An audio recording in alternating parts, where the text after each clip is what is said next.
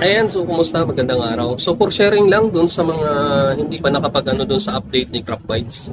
So yung iba hindi naman na sila hiningian ng Google Authenticator. So hindi sila pinapag-authenticate ng account nila.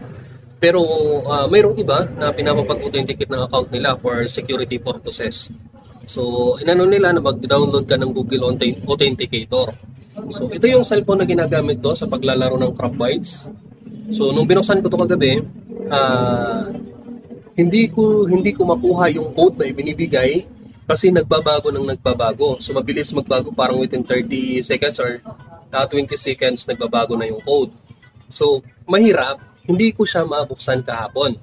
So ang ginawa ko, gumamit ako ng dalawang cellphone. So may code kasi siya na binibigay.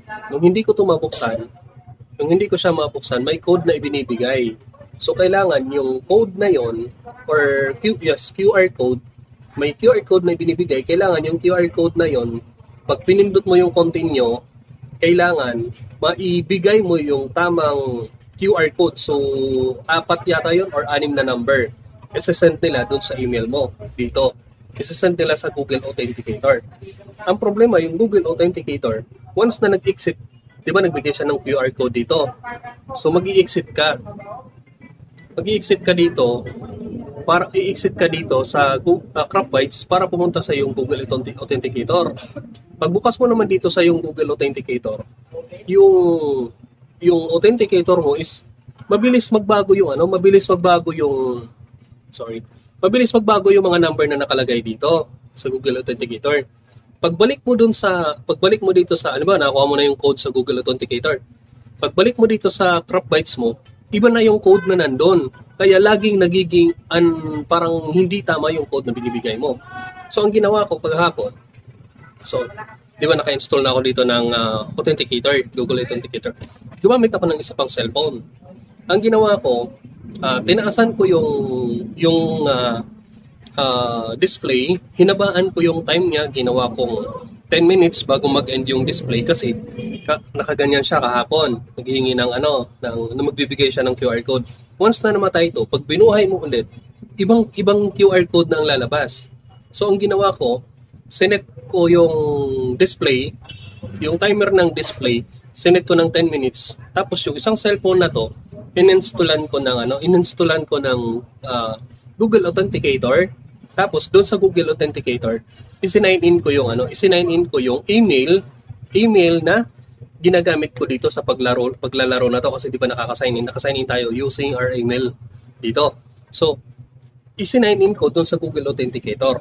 Doon sa Google Authenticator, ang ginawa ko, naka-stay to.